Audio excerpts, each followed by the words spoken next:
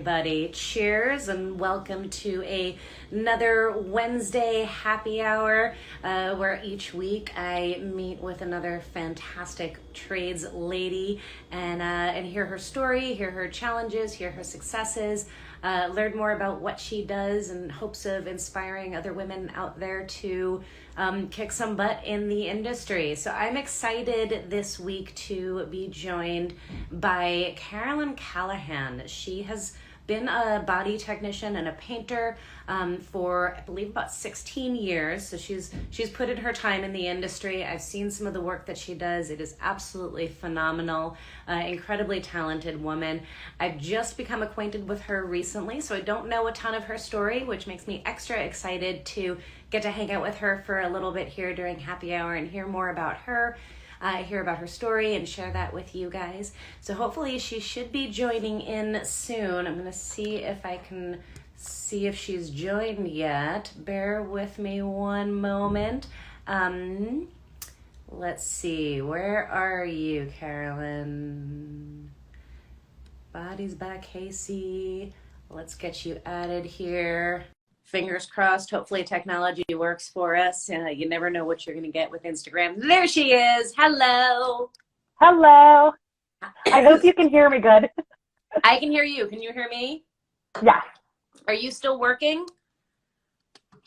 No, actually, I'm at my barn now because there's a really nasty storm going on. So that's why I'm hoping you can hear me. I can totally hear you. Are you drinking? Yes. Boom. What are you drinking tonight? I have Voodoo IPA. Ooh. I'm a beer girl. All right. Fair enough. I'm on that whiskey tip today. So, and I'm in a lovely hotel room. So hopefully I have a good reception as well, but I think we'll be okay. I'm super excited that you agreed to join me and do happy hour with me. I know we just met recently. Yeah. And so I appreciate your willingness to trust me and jump onto this call. So welcome. Thank you. You want to just very, very briefly introduce yourself to the gang following and watching right now, who you are, where you're from, what you do, and then we'll go back in time and learn more about your story. So I'm Karolyn. I do body and paint. I've been doing classic car restorations for about 10 years now. I actually started off in collision work and just kind of fell into restorations by chance. I'm from Philly. I live out towards Allentown now in PA. Nice. And I actually just started working at a new shop a few weeks ago, and I'm absolutely loving it. Nice. Very cool. So the shop that you're working at now, what's the name of it? It is Steeltown Garage. Nice. Don't know if you can see it. And you just started with them recently. Okay, I didn't realize that. Yeah, well, it's actually two friends of mine decided to open their own shop, so I went over with them because they're a really good crew over there. Awesome. I love it. Very cool. I can hear your accent now, by the way. When we were talking the other day, I didn't quite get the tri-state area accent, but being from New Jersey and then hearing you talking, I'm like, oh yeah, there we go. There it is. my mom is actually from North Jersey, so I have a little bit of the Philly accent, and then I have half of her Jersey accent. I can hear it. I can hear it. It makes me feel like home. I love it. So let's go back in time. When did you get your start? When did you know that this was the career for you? So my dad was a mechanic and my stepdad had a collision shop. So I'm the only child. So I literally grew up in the shop. I was in the summertime. I went to work with my dad every day, helped him put motors together, helping him work on cars. And then when I was in high school, my stepdad opened the collision shop. And every day after work, I was there. During the summer, I was there. Of course, I was free labor, so I got to wet sand and detail, all the work that nobody wants to do. And I just, honestly, it's kind of the only thing I ever did. Any other job that I had, I just really never liked it. And cars is just kind of my thing. Interesting. What other kind of jobs did you try? Did you try to get out of body and automotive for a little while? So when I was in high school, when I first started working, I worked at pizza places, every typical high school kid job you could think of. Right. And I hated all of it. Yeah. I would have much rather been under a car, getting dirty, learning as much as I possibly could. And then after high school, I went to trade school. And then from there, I went right into work. And that's just what I've always done. That's awesome. Did you, so you were exposed early on to like the mechanical side, you were exposed to the body shop side. Where did you make a conscious decision to pursue one versus the other, or how did that decision kind of get made? So I'm like extremely OCD when it comes to cars. So like it could run, think about it. You go to any car show, the car might not even run. But if the body lines are flawless and the paint is immaculate, that's what everybody looks at. And especially being in Philly, jumping from collision shop to collision shop, and you see a lot of half-assed work, you see a lot of hack work, and it would make me crazy. And I'm like, I want to make cars perfect. I just want to make them look good. And that's just, I kind of just always stuck with that. Nice. I love Hot Rod Jen just said OCD for the win. Yes. I know she feels my pain. Absolutely. It's a beautiful thing. I think I've ruined car shows for every friend that I have because I'm like, oh my God, look at those lines. Oh my God. You're not even kidding about that. I'm the first to admit that I'm relatively new to the body side of things. Like I'm mechanical all day long. I really only started learning body like 4 years ago, and learning body work, learning fabrication, learning paint work. Like I'm new to it in the grand scheme of things, but learning that process, and so many of the girls who are involved in the all-female builds, like we're ruined now forever. I go to car shows now and I'm like, that's a sweet, oh, never mind. Got up too close to it. Not so good. Like, why didn't they wet sand it? What the hell? Like they were so close. It seems like most cars at car shows are like good 50-footers. They look good when you're walking through the show and you walk up and you're like, oh, okay. Just kidding. Yeah. I call them 40-mile-an-hour cars. They look really good doing 45 miles an hour down the road, but not at a standstill. Yeah. So that always just kind of like set off my OCD, and I want to make everything perfect now. Like that's all I want to do. I love it. So you started out doing collision work. How long did you do collision before you found restoration? I did collision work probably from the time I was 18 until about 23, 24. Okay. So you put in some time. Yeah. Yeah, and like I said, my stepdad had a collision shop too, so I was even like in the shop since I was like 14, maybe 15. Yeah, absolutely. Did you enjoy collision work? Like, was it when you moved over to restoration, was that like a conscious decision? Was it something you just fell in? So I was actually working at a collision shop, and at the time they were really slow. So I was going to start working part-time at a detail shop also, and kind of like split my week between the two. And coincidentally, the first day I was starting at the detail shop, the owner was like, hey, take the ride with me. I think I have something else you'd like better. And took me to a restoration shop. And I was like, I don't care if I push brooms for $5 an hour. This is where I want to be. I love it. Interesting. And what about it made you like, this is it. This is where I want to be? I've always loved classic cars. I've always loved hot rods, especially rat rods. Like as OCD as I am with body and paint, I also love anything that's rusty and looks dangerous.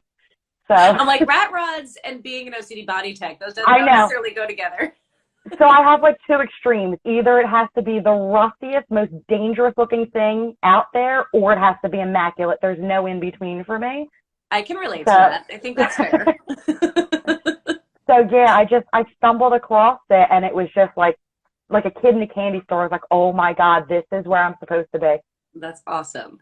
So, in my journey over the last several years, learning more about bodywork and getting to really understand collision and refinish and restoration a little bit better, in your opinion, like what are the differences between the two? Like they're kind of two different worlds, doing collision work and doing restoration work. Can you talk about that a little bit and what some of the differences were for you in making that switch?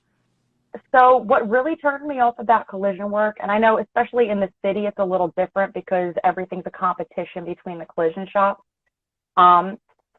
Just a lot of like no attention to detail. It's all about just making money and getting it, pushing product, quality over quantity. And that always just kind of left a bad taste in my mouth. It was always about who's buddy with what insurance adjuster, and this guy will write more money for this one. And just a lot of sketchy shit that would, You're fine. Sketchy stuff.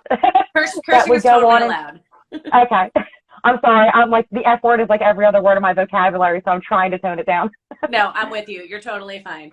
I can curse all you So, want. but just being in the collision industry just always kind of left a bad taste in my mouth because it was always just money over quality of your product. Like nobody really cared if it was perfect when it left. And I'm a perfectionist. And I honestly had a hard time keeping jobs in collision shops because I'm always like, why can't we just fix it the right way? Why are you cutting corners? You know, insurance is paying you to do it this way. Why are we paving it with Bondo instead of replacing the part like we're supposed to? And it just never sat right with me.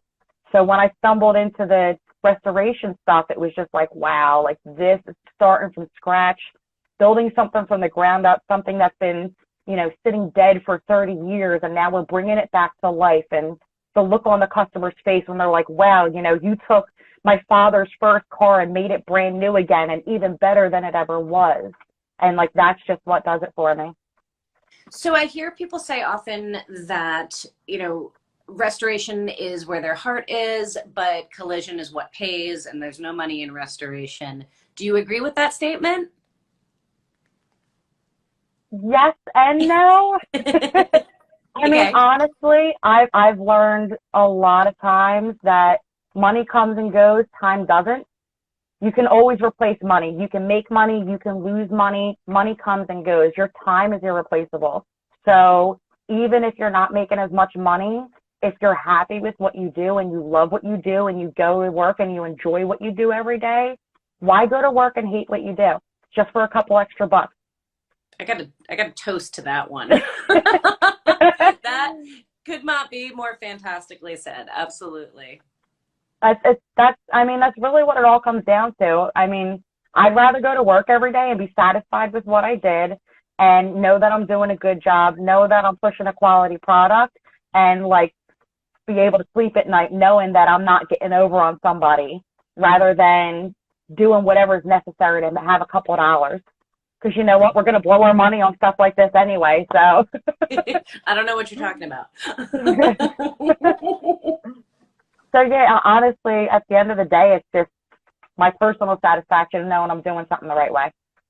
Yeah, no, I can absolutely relate to that. So you work all day at a restoration shop, and then you come home and you have a barn where you do more work. Yeah. What are you building in this barn of yours right now? So I have a 61 Thunderbird. I bought that a few years ago, and unfortunately it got pushed to the back burner because I had too many cars and I was building them all, which is not the smartest thing to do. So And this yet one you're not kind of, alone with that at all. yeah. So this one always kind of just got pushed to the back burner, and I decided to clean house. I got rid of all my extra cars. I have one daily driver, which is like a first for me now. Nice. And I decided I need to finally focus on it because honestly, my daughter, like, this is her favorite car. This is what she wants to build. This is what she wants as her first car. So I decided to put this one first for once. And how old is your daughter again? I know you told me before. My daughter's 10. 10. Awesome. And she helps you out in the shop? She loves it. She loves crazy paint jobs. She loves going fast. She's our biggest shit talker when we go to car shows. She's awesome. Raising her up right. I love it. Yeah, 100%. Very cool. And what kind of stuff do you work on at the shop that you're at? So my job? Yeah. So right now I'm actually doing the body and paint on a 66 Bronco. It's actually a brand new repop body, which had a lot of imperfections. So we had to like shrink every panel down to get the belly out of them. And we're trying to make this truck be flat, just straight from front to back, which if you see, I've looked at a lot that have been done already and you can see the swells in every panel. So we're just really trying to make this one good. You mean repops aren't always perfect right off the bat? What? I know. You can't just scuff them and paint them and put them on, right? Shocking. Go And people figure. think that like new panel means perfect right out the box. I have a lot of people that go, oh, I have brand new parts. Can you just put them on and paint them? I'm like, I don't know if you're going to be happy with it, though. Yeah, I definitely, that was something I learned the hard way as well. I did not know that. Yeah. But oh, trust me, the first car I ever did body work on when I was in tech school was my own car. And it sat in primer for a long time. When I finally painted it, I was like, oh, I need to step my game up. This is bad. Nice. Yeah. So your talents are undeniable. Anybody who's looked at your page and seen the work that you do, I mean, you do incredible work. You own it. Where is that? Where do you attribute that to? Are you mostly self-taught? I know you said you went to school, but like, how have you gotten to where you're at as a skill set? Where does that all come from? Honestly, like as far as, so I went to tech school because I thought, having that piece of paper saying that I went to tech school actually meant something, which it really didn't, unfortunately. So it was like a lot of money down the drain because once I got into tech school, I'm like, I already know all of this. So honestly, like just being a perfectionist with my body work is mainly self-taught, just learning from a lot of mistakes, not mixing filler the right way, having to scrape it all back off again. Like I said, I went from collision work and then I jumped into this restoration job and they're like, here's this 69 GTX. You need to, skim this coast to coast and get it perfect. And it's going to be painted black. Good luck. So there was a lot of sleepless nights. There was a lot of crying on the drive home. But honestly, it was just being a perfectionist and just learning from my mistakes and trying and learning how to correct a lot of things. I kind of just learned it as I went along. I love that. You've touched on so many important points there that I kind of want to dig into. What?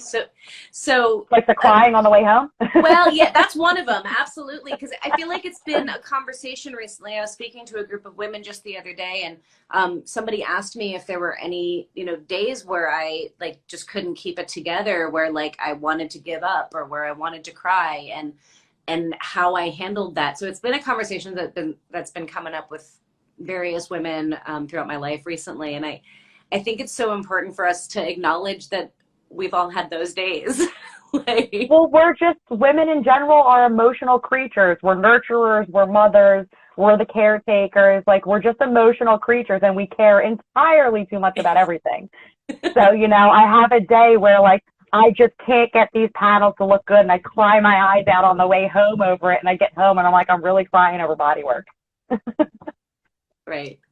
Was it mostly crying over like feeling like you were just struggling with a job, or were there other days? Somebody just said men have those days too. I amen to that. I absolutely think Thank you. Yes. I think it's just less, men feel like it's less socially acceptable for them to cry publicly, at least. Yeah. But 100%. But my days of crying sometimes had to do with the job itself. Oh my God, this car is kicking my butt. Like I can't do it. But then there was other days where it was the job, the people, the environment, the challenges I faced. Was it mostly cars for you, or were there other challenges that you faced? Oh, I'm like an emotional train wreck. Are you kidding me? No, but like as far as when it comes to work, honestly, like I'll be 100% honest, I'm really hard on myself. So I'm always like, I want everything to be perfect. And if it's not coming out perfect and I'm having a hard time getting it perfect, I'm like, why can't you do this? Just get it right. What's wrong with you? And I get in my head and I beat myself up over it. And I know it's silly. It might sound silly, but I'm a perfectionist and I'm always on my own ass on getting it right. Make sure it's perfect. Make sure it's done in time. And everybody I know tells me I'm way too hard on myself. Do you feel like that's mostly you being hard on yourself, or do you feel like it came from other people being hard on you? Was it purely internal? Pretty much, yeah. Okay. My mom and my boyfriend and my close friends, they all tell me like, oh, you're awesome. You're doing good at this. And in my own head, I'm like, no, it's not good enough. I need better. It needs to be better. So I'll ask you the same question that the ladies asked me recently when I was talking to them was, how do you keep yourself going when you have those moments, when you have those challenges, when you feel like you're not able to be as good as you want to be? How do you channel that and turn that into, I'm going to go out and do it anyway, and I'm going to be better next time, and I'm going to keep pushing myself, versus saying, screw it, I'm giving up, or I just can't do this? How does that process work for you? How do you keep going? Well, besides needing a paycheck and not being able to walk away from my job, honestly, I just tell myself, like, just shut the fuck up and get it done. Like, you can do this. Just knock it off. Stop being stop crying about it and just get it done. You can do it. Sometimes I need to like reset myself and walk away from it. And, sometimes like everybody needs a day off. Sometimes I need to just walk away from it and just not do anything. Yes. And honestly, like my biggest thing for me is, family time. I have 2 kids. I have a boyfriend. We go out and we go trail riding. We go jet skiing. We do all kinds of stuff. And that is kind of like my reset, just a weekend of not thinking about cars and just starting fresh. Yeah, absolutely. I cannot applaud that enough. Like, that is 100% having some life balance. But it's not always easy to do that. No, it's not. No, it's definitely not. You're balancing a job, you're balancing being a parent, being somebody's partner, and having your own projects. How do you find that? How do you balance all of those things out? I'm still trying to figure that out, to be honest. I have no idea. Sometimes it feels like my brain is running a million miles a minute, and I don't know. I just keep pushing through it. I think it comes from my mom. My mom raised me by herself, and no matter what was going on, she always just pushed through. She got it done, did whatever she had to do to make sure everybody was taken care of. And I kind of think I just have that same thing in me of just keep going, you'll be fine. Yeah. Even when it feels like it's all going to fall apart, you're going to be fine. Yeah. I wish that was something that like we could bottle up and sell. Like, oh my gosh. You know what I mean? Like, I think sometimes, people look at folks like you or myself and say like, oh, they must be fearless. They must not be scared. They must not get intimidated or overwhelmed or scared or cry in the bathroom. Oh my God, I'm intimidated by everything. Are you kidding me? Yes. But there's this something that enables that choice of I'm flippin' terrified. I don't have confidence. I'm scared. I'm trembling. I'm shaking. And I'm just going to keep going and I'm going to do it anyway. Right? Like it's making that choice to do it anyway. And I've been trying to figure out like how to verbalize or figure out what that is and how to make that choice. Right now is like the perfect example. Like I'm not that I'm not a people person, but I'm never one to seek attention. I don't like attention being on me. I'm always the one who's like hiding in a corner somewhere. When they're taking pictures at the shop, I'm always taking a step back so I'm not in the camera. So like literally even just doing this is big for me because I'm just not an attention seeking type of person. So like this was today, all day, I was like, just do it. You're going to be fine. I had a little bit of a nervous breakdown. It's not that big of a deal. You're going to be fine. I love it. Absolutely. The little like personal pep talks are like so important. And I'm so grateful that you are doing this despite your fears because it's so case in point with what we're talking about. Yeah. But also I think it's so important. You've been in this industry for a long time now. Professionally for 16 years, prior to that as a kid growing up in it. So you've been in this for a long time. And I think a lot of the women that are coming into the industry now, younger, just getting started, they're, been in it for a year or two. I think it's so valuable for them to see women who've been successful, who've stayed in it and have been successful in it and have been able to conquer those fears and keep going and overcome those obstacles. So I appreciate you being here and being an inspiration to other people. I think your story and so many others need to get out there. Absolutely. And you're amazingly talented. So thank you. Somebody asked, and I want to make sure that I'm answering people's questions as well. Somebody asked, what's the coolest project or car that you've worked on that you've enjoyed the most? The coolest is the one I'm most proud of. Let's go with both. One for each. All right. So the coolest one I think I've worked on is, honestly, there's a couple. At a previous job, we did a handful of 69 Camaros, all with 700 plus horsepower LSs in them, full interior. They were badass cars. Nice. The one I'm most proud of is actually the first one that I said the first restoration that I did was the 69 GTX. That one was just such a challenge for me because I was just kind of thrown to the wolves, like, here, figure this out. Here's this 20-foot long car, and It's going to be jet black, and it has to be perfect. Straight. And see you when you're done. Like, it was nerve-wracking. It was a hell of an experience.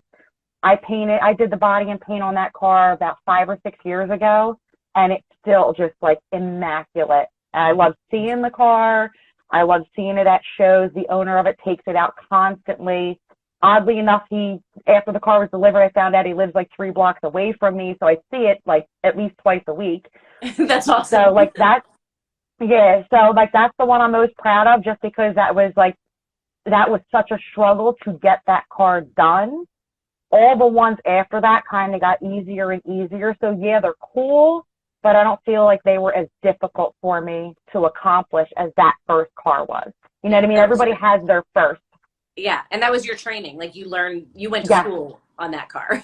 Oh, literally, when I started the bodywork on that was in the winter, and I had skimmed the quarter panel that's like 6 feet long, coast to coast in one shot, came in the next day, and it never dried. I had to scrape it all back off, and there you go, a learning experience. You need a little more hardener.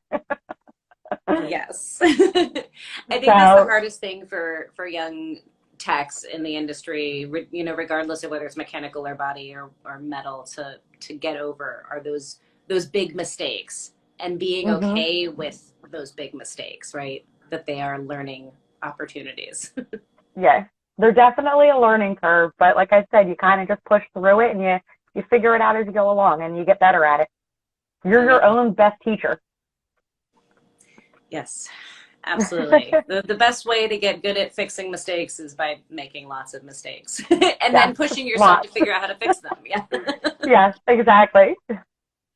So you grew up in the industry. So my guess is that maybe you didn't have any challenges as a woman, but maybe I'm totally wrong. Totally opposite. All right. So you grew up in it. You had all of this experience. I'm assuming dad and stepdad were cool with you being involved and being in the shop. What was your experience when you went outside of that family bubble of acceptance? So trying to get a job in a collision shop for the first time on my own, literally no one would hire me. It took me 1.5 years out of tech school to find a collision shop that would hire me. And that first shop would only pay me $50 a day to do all the grunt work that nobody wanted to do. And I had my own apartment, car, bills, everything. And I was just like, well, it's the only thing I can find, and this is what I want to do. I got to take it. And I'll work my way up from there. And I have dealt with a lot of disrespect. I've dealt with shop owners' wives throwing me out of the shop and telling me I'm not allowed to work there. Oh. Yeah. The shop owners' wives are probably the most difficult ones to overcome because they do not want to see another woman in the shop. Interesting. Yeah. I've not experienced that part. I've experienced the male shop owners afraid of what their wives might think, but I've not experienced the actual why. There was one shop. I mean, this was years ago, but there was a shop that I went to. I spoke to the owner over the phone. He told me when to stop by for like an in-person interview. And when I got there, the wife showed up at the same time. And she asked me who I was. I was like, oh, hey, I'm Karolyn. I'm here for the interview to do body work. She goes, no, you're not. Go home. And I was like, wait, what? She's like, you're not working here. Go. Goodbye. And that was it. I literally left. I was like, well, I can't compete with that. And it's happened a lot, honestly. That's super unfortunate. Yeah, it was rough. When I first started off with collision work when I was younger, it was rough. It was hard to find a job. It was hard to find a job that I wanted to stay at, that I was actually respected at. How many jobs do you think you applied for / went through to get to the place that was willing to give you a shot? Oh, I couldn't even tell you how many jobs I applied for. I probably worked at about 8 or 10 different shops until I started working at the restoration shop. And that was only within a, 5-year period, jumping from shop to shop because it either got uncomfortable. I didn't get along with the people there. I've literally worked at shops where it was like, okay, we're going to put you in charge of this. And the other men there are like, I'm not listening to her. I'm not taking orders from a woman. You're not putting a woman above me. And I've dealt with it all. There's so much in that. Like I want everybody who's listening to kind of hear that on two different levels. Like, one, the challenges that women can face in this industry, and also, like, for the ladies out there, the perseverance of how many shops, and that it's okay to go through shops if you're in a place that isn't respecting you, that isn't treating you well, that it's okay to go to another place until you find the place that's a Hmm. right fit for you, and that you have the opportunity to grow and thrive in. Yeah. I mean, and it's unfortunate too that it's like that sometimes, because I'm not gonna lie, it made me feel a lot of times like, what is wrong with me that like nobody respects me, or like, what, how am I coming off that somebody's wife is uncomfortable with me being like, I'm here for a paycheck. I just want to work, and this is just what I'm good at. What's wrong with me that nobody wants to hire me? Yeah. It gets to your head sometimes. It absolutely does. I relate to that. It's an interesting thing, and I would love to dig into this a little bit, because I feel like, I hear both sides. I hear from women who have had very little pushback getting into the industry. Hmm. I've heard from women who have had incredible hurdles that they've had to overcome to be successful and stay in the industry, myself included. I'm in the Hmm. same boat as you are. And then I often hear from women who are having experiences that are really experiences that any newbie to the industry would have, and they Hmm. believe it's because they're a woman.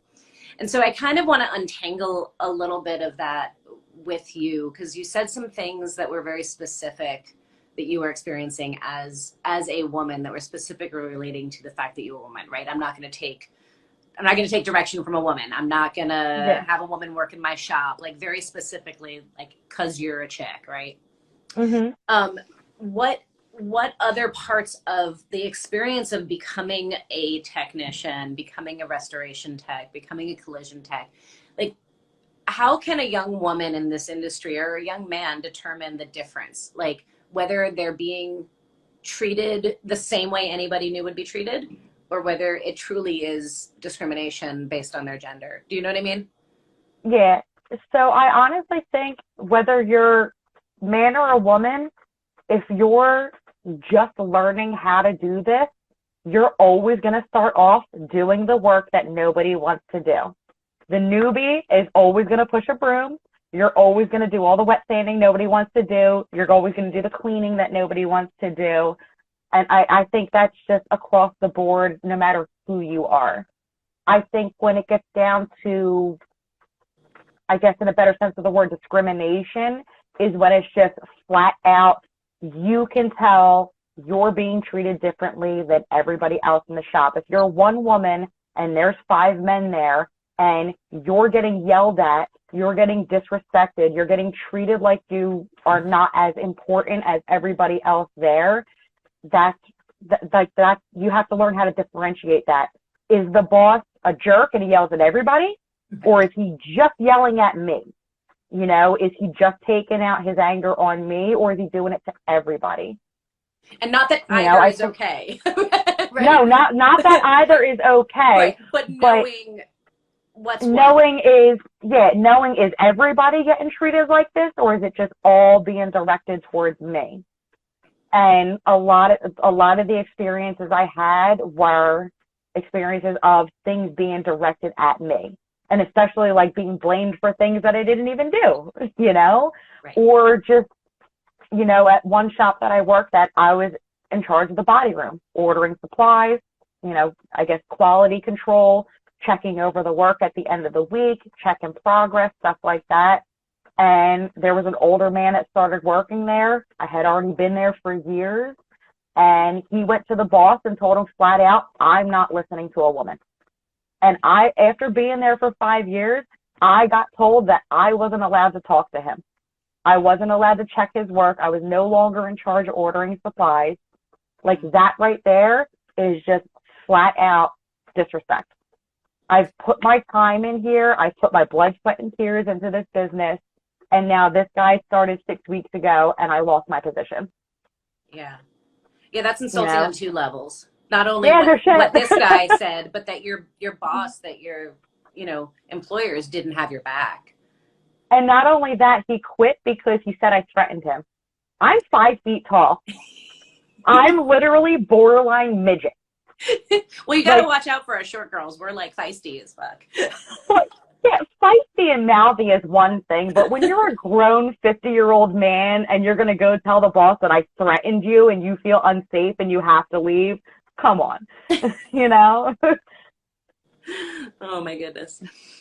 How how long did it take for you to get into the booth spraying, um, as far as experience and honestly, years in the industry go?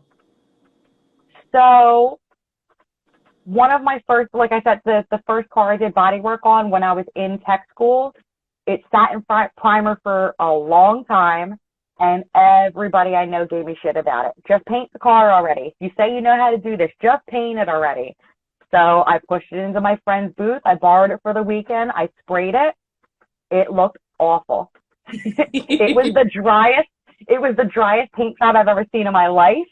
The body lines were wavy. You could still see the outline of every dent, and it was like, all right, I need to do better. I stripped the whole car down, and that was kind of like, all right, this is when I need to get on my own ass. This needs to be better.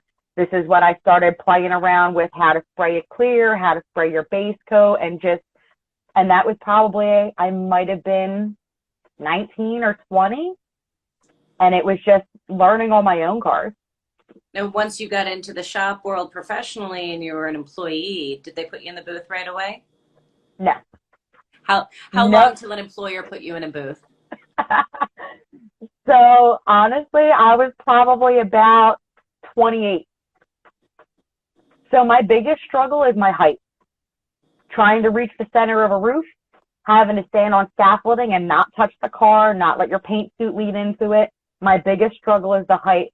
So, and this is the funny part about it, is the very first full paint job that I did, that I was allowed to do, was in the restoration shop on a 61 Thunderbird. And the only reason I was allowed to paint it is because it was a convertible. The only reason I was allowed to spray that one, because it was convertible. I didn't have to reach the roof. That's amazing. I love that. Yeah. I ask that, and I want everybody to hear that. Anybody who's new to the industry, I want you to hear that. Like, she's been in the industry for how many years, right? And it wasn't until you were 28, Yeah. and you'd been in the That somebody industry for, trusted me. right, for how many years at that point when you were finally in the booth? Because I hear that a lot too. Like, I went to school for body work, I went to school for paint, and I start out at my job, and they'll only let me do prep work. I didn't get into this to do Mm-hmm. prep work. I just want to get in the booth. Yeah. And that's not realistic. It's not. Nobody is ever going to start like, oh, I've been doing body work for 1 year. Let me start painting these 3-stage metallic paint jars, these 3-stage pearl cars. It's not going to happen. If we're all going to be realistic here, it's just not going to happen. You have to put some serious time in. And honestly, most shops that have a painter already are dedicated to that painter. You're not going to take over. It's not going to happen. Absolutely. I want so much for young women, particularly in this industry, to be able to hear all of these experiences from other women and know that they're not alone and that it's okay and that we've all been there, right? Like, that they can still survive, they can still make it, they can still be successful if they keep persevering. So you I'm just have to grateful for keep you. pushing through and have faith in yourself that, like, I know I can do this, and eventually I'm going to find my groove. Eventually I'm going to find the right crowd of people. Eventually I'm going to find the right shop that fits me. Nothing's ever easy. Yeah. You have to put in the legwork. And I mean, look, it took me 10 years for a shop to let me do a full paint job. And then after that full paint job, they hired a painter anyway. And I never painted anything after that. Oh, Like, most of my paint work is little odds and ends stuff, like little side jobs, painting friends' cars, painting parts for friends, motorcycles, stuff like that.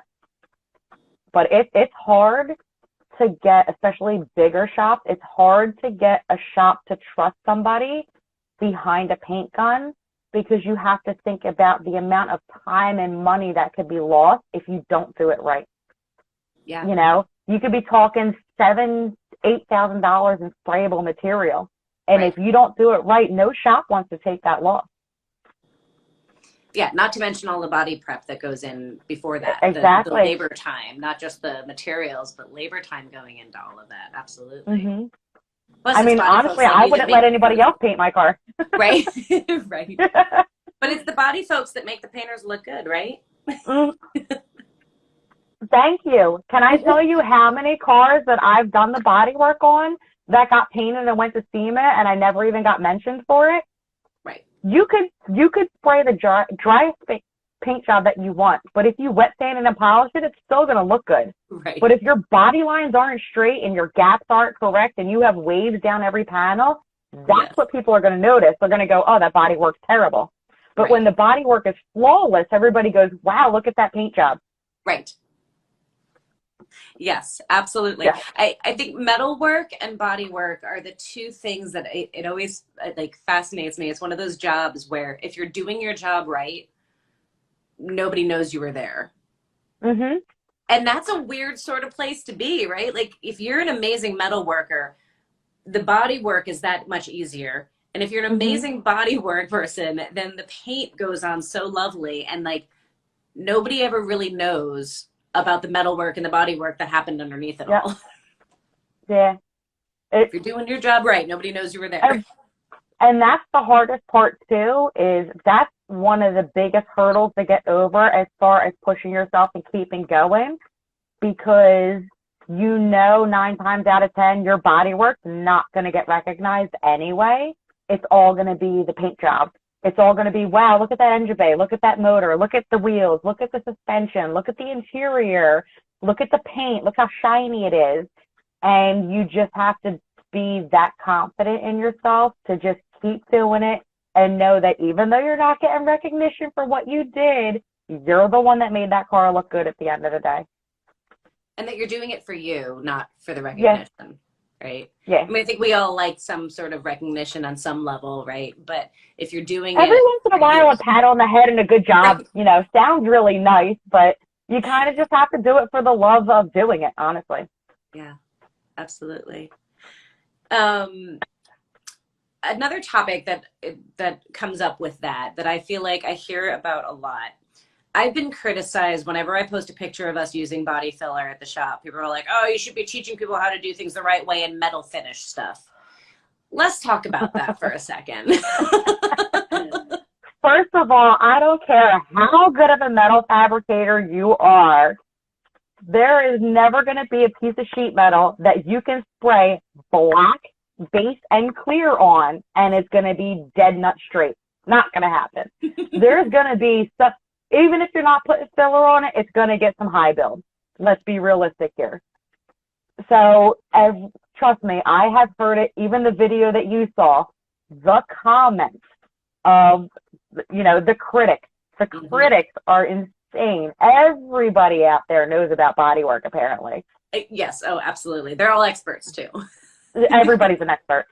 Yeah. I've been doing this for, 16 plus years, but you, right. Mr. 22 followers and 0 posts, you know it all.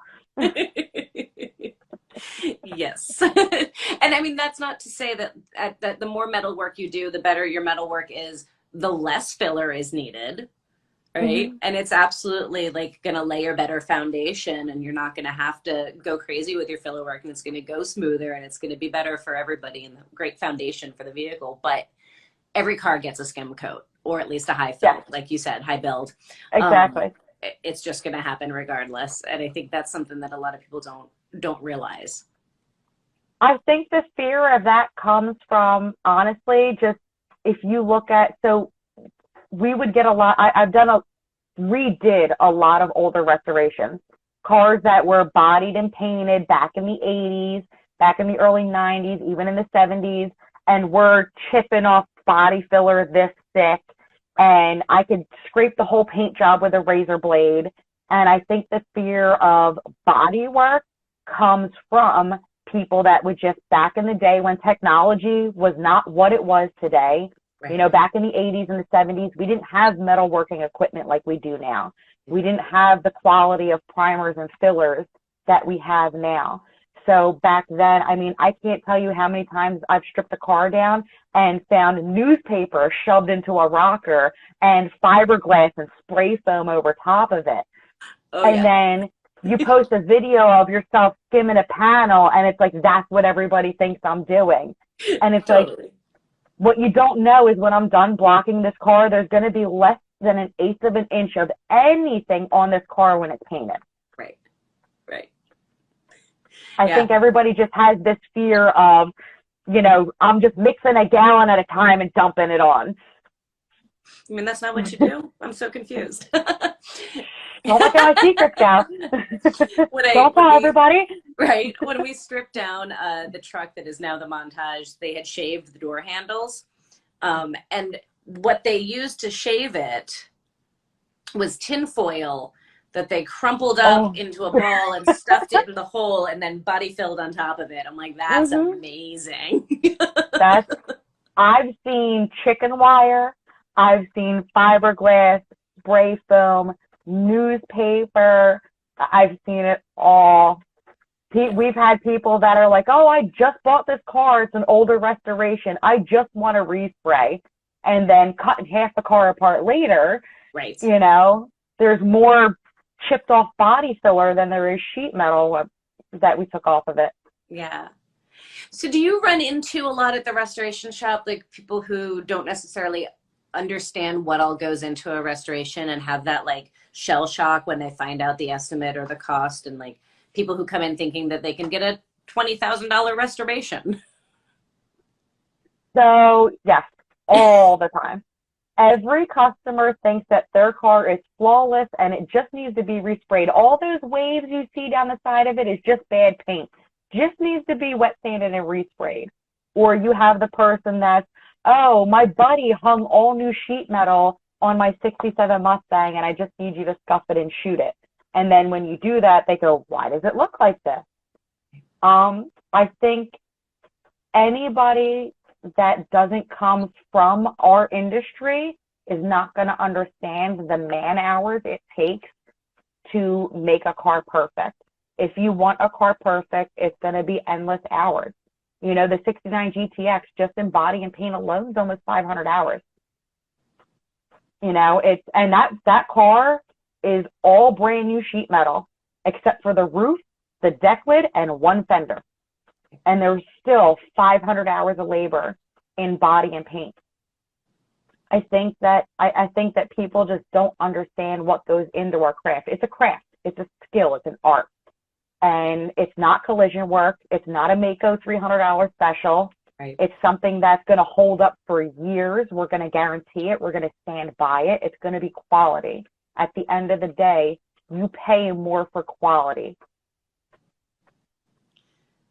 I was going to ask you if you could teach these folks anything, what would it be? And as far as like understanding how much is involved, and you've already answered that, I think, you know, you're right. And I don't know necessarily how that gets relayed to people, like how, because it's the same on the mechanical side, even if you're not talking about high-end restorations, like there's this misunderstanding or lack of understanding about what's involved in fixing cars and restoring cars.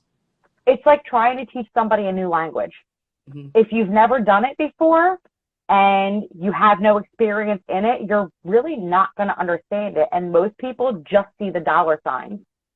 They just want to know, why has it been a week and my car hasn't been painted yet, but you're still handing me a bill.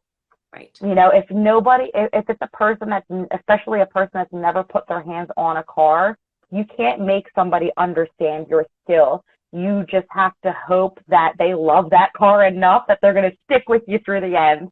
And just trust me, at the end of the day, you might pay 6 figures for this car, but it's going to be the best car you've ever owned. So how do we fix that? Like, just spitballing here, like how do we as an industry, how do we as participants in the industry, like how do we better educate people? Because I think there's so many misconceptions and so many misunderstandings about what's involved in the work we do. How do we do a better job educating folks? I think, honestly, it's exactly what we're doing right now, talking about it.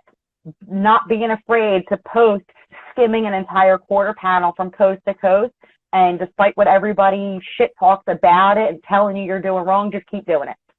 and you just have to talk about it and stop hiding the fact that you put body filler on a car. You know, everybody shows a car in bare metal, look how beautiful this is, and the next picture you see is painted. Right. And nobody sees the steps in between. You know, the one thing I love is, you know, like one show, like King Diggit. When you watch their show, at the bottom of the screen, it always says, like, day 375. Like, stuff, it's the little things like that. Show the time that goes into these cars.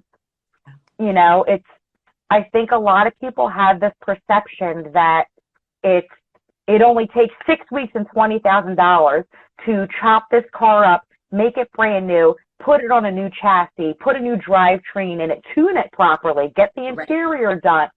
You know, you don't understand. It takes, you know, 9 to 12 weeks just for us to get a chassis. Right. Because it's being custom made. Right. You know, not everything. I think a lot of people, especially now with social media, everything is instant gratification. I want to see it done. I want to see it done now, and I don't want to pay for it.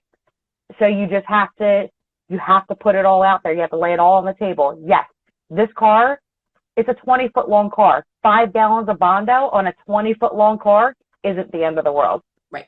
Especially since most of it becomes powder on the floor. Exactly. And that's the other thing people don't realize too. Like, yes, in the videos that I post, it looks like I'm putting a shit ton of filler on these cars. But what you don't understand is I'm sanding it until I hit bare metal again. Right. So probably about 75% of what I just spread on that car is all laying on the floor, and I'm sweeping it up at the end of the day. Yeah, absolutely. I think one of the challenges too is that there are places that will do the same job for less money, right? Yeah. And I think there's like some re-educating to do around that, like that there are different levels of restoration that you can. There's different levels of quality. Yes, you can get a hamburger at McDonald's or you can get a hamburger at a 5-star restaurant, and they are different things. Mm-hmm. and yes. One costs a whole lot more money to make and one costs a whole lot more money to buy, and they are different experiences. Well, it always comes down to you get what you pay for. Do you want to pay 20 grand for a full restoration, and 2 years from now your lead seams are cracking, bodywork's cracking, paint's bubbling, your doors are dropping when you open them? Yeah. Or do you want to pay a higher price and that car is going to look exactly the same from when you picked it up till 10 years from now? Yeah. It just comes down to having faith that you're getting what you paid for. I think that's one of the biggest. Go ahead, sorry. I was going to say, unfortunately, there's a lot of shops out there that hype themselves up as, you know, we're the premium shop in the area, and, you know, you pay 6 figures to get your car done, and a year later it's falling apart, and it kind of ruins it for the rest of us that actually take pride in what we do.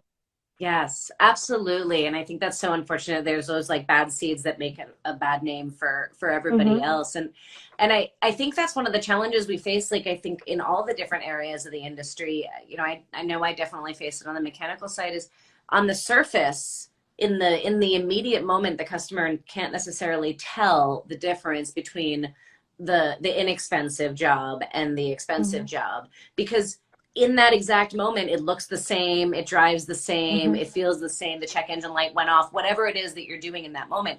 It's the year, 2 years, 3 years down the road when you're paying for it again, when things start to fail. And so in that moment, how do we justify to customers why it's so much more expensive? I think that's the big challenge.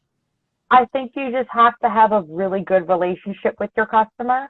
I think you have to be in constant communication.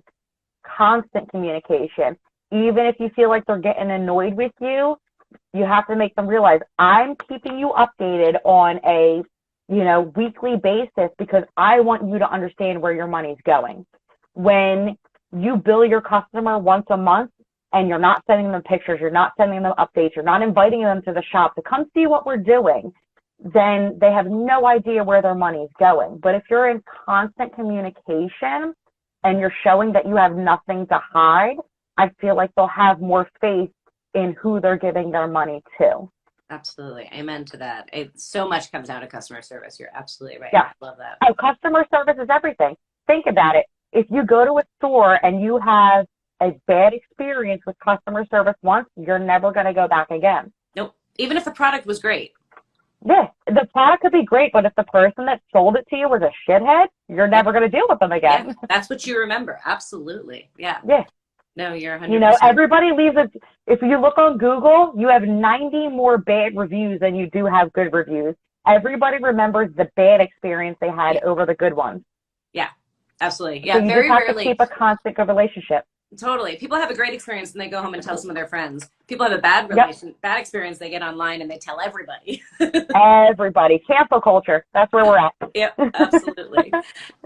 So I'm going through some of the comments. I've got some questions here that I want to make sure that I ask, and one's a really good one. Want to know, do you have any mentors, or who are the people that you feel like you've learned the most from in the industry?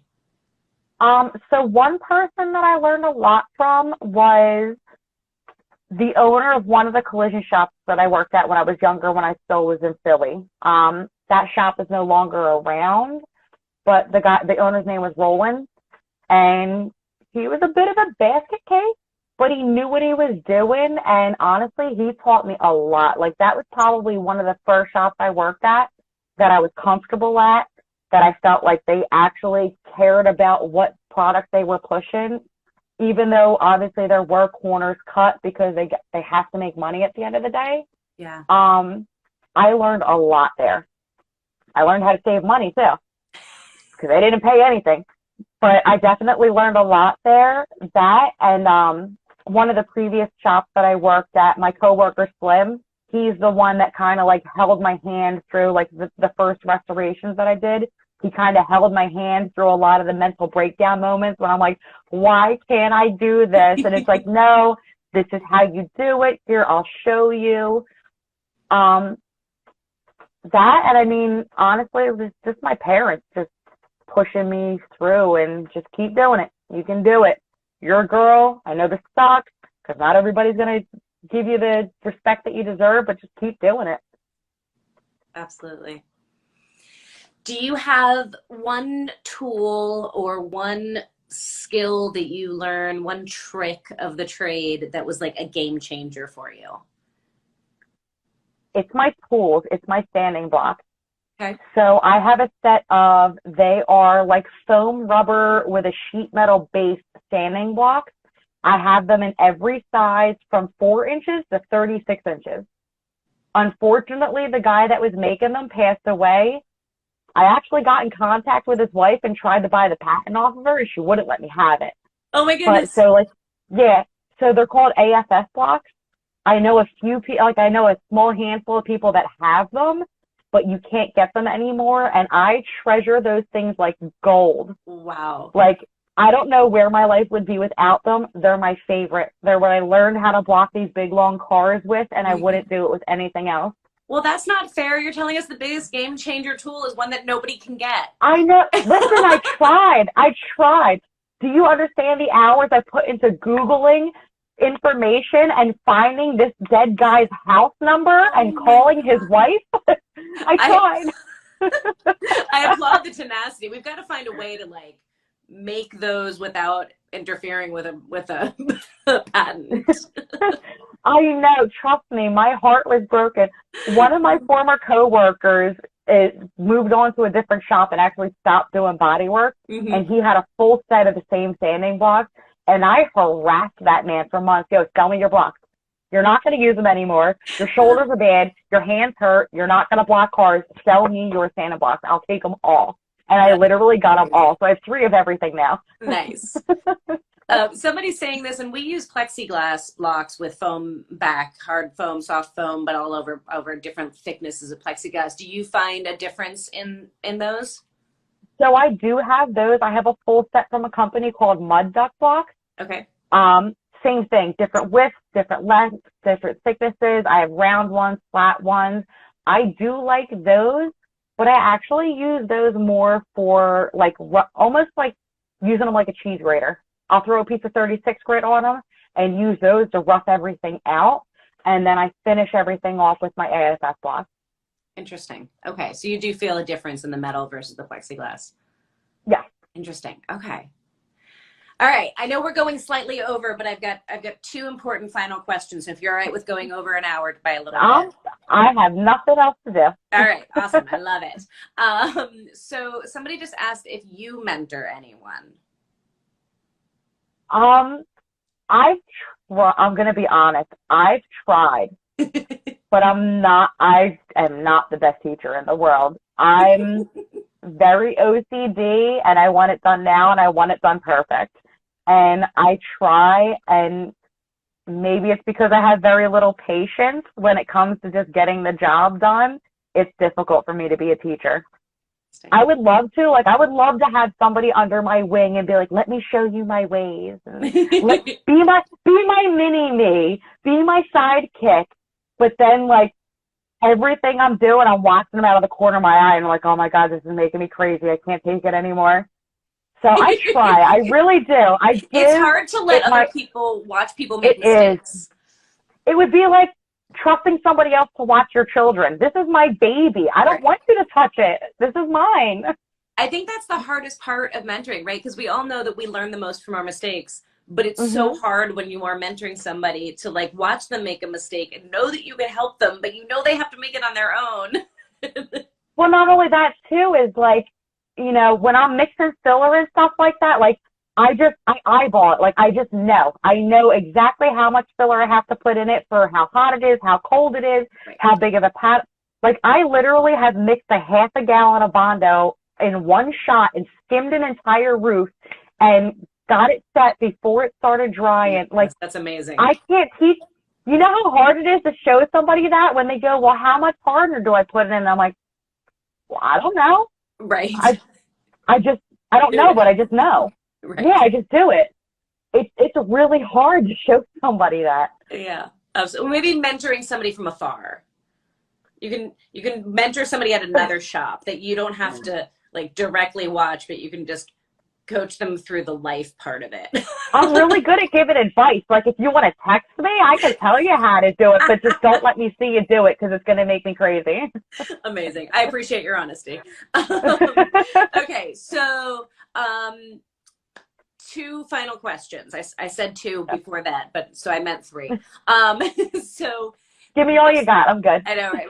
Most important one that I like to end these on is, if you had the opportunity to give advice to the younger you, or somebody like you starting out in the industry, male, female, I don't care, but somebody out there who is trying to break into this industry, who wants to be successful, who wants to get to be where you're at now, what is your advice to them? Don't be hard-headed. Be self-aware that you don't know everything, despite thinking you know everything. You don't. And learn how to take advice and learn how to take know the difference between constructive criticism and somebody putting you down. There's a big difference between somebody telling you you don't know what you're doing and somebody saying, listen, I see you're having a hard time with this. Let me show you. You can't take everything personal, and you just have to have confidence in yourself. Be okay with knowing that you don't know it all and be willing to learn. If you're not willing to learn, you're not going to get anywhere. And that's with anything in life. You have to be willing to learn. Yeah. I love that. And I love that in the same breath, you said you have to have confidence in yourself and you have to be willing to admit that you don't know everything. And I think that's the balance that I think people find hard to strike, right? How do I be confident and acknowledge that I don't know everything? Because it feels contradictory, but it's not. Well, it's the difference of when somebody comes up to you and says, hey, listen, I see you're having a hard time with this. Let me show you an easier way. And saying, okay. And not saying, no, I know what I'm doing. Get away from me. There's a big, and all of us want to go, no, I know what I'm doing. I got this. You have to take a step back from yourself and be like, okay, maybe this person does know something that I don't. And that's the only way you learn. I mean, when you go to school, you don't know everything. You have somebody standing in front of you, giving you direction and instructing you on what to do. And you have to be okay with learning your entire life. Cheers. Nobody's ever going to die knowing everything. No, absolutely. The day you stop learning is the day you die. If you're doing it right, at least. Yeah. So final is, where can people support you? Where can they see your work? Can they support your shop? Can they just check out what you do? What's the best place for people to find you? So my Instagram page that I post all my work on is body_by_KC. And the shop that I'm working for is Steeltown Garage. We're in Birdsboro, PA. Their Instagram page is steel_town_garage. They post everything, our metal fabrication, the mechanical work, the paint, everything. I typically on my page just post what I do, and maybe the mistakes my coworkers make just to poke some fun at them every once in a while. Maybe. But maybe. I might be the biggest smartass you'll ever meet, so I like to make fun of everybody. Awesome. Although I don't like to be made fun of, which is kind of weird. Oh, so you can dish it, but you can't take it. Sometimes. Hey, we have to be honest, right? Absolutely. I love it. Well, for everybody who's watching, I will have both Karolyn and your shop. I don't know why. What's that? Steeltown Garage. Steeltown. I just wanted to say steel toe, and that's not right. Both will be tagged in this live, which will go up on my feed, and it'll also live in my IGTV forever and forever. So if you want to watch this again, if you feel like Karolyn said something amazing and you want to just hear it again, please do. You can go back and listen to it. You can listen to all of the past happy hours. They are all there for you to check out. Make sure you go check out her pages, give her some love, show her some support, check out the amazing work that she does. And I want to thank you, Karolyn, so much for joining me, hanging out with me for a little over an hour now, for overcoming your fears to come and do this with me. I cannot wait for you to come out and play on the Iron Maven with us. I'm trying to figure out how I'm going to get my sanding blocks through TSA. I measured them out. I got to figure out how big of a suitcase I'm allowed to take and how I'm going to fit them in there. Oh my goodness. So it'll probably be a suitcase full of sanding blocks and like maybe a pair of underwear. That sounds about right. That sounds about right. Know that the car is small and mostly round, so we probably don't need any crazy long, crazy hard blocks. But okay.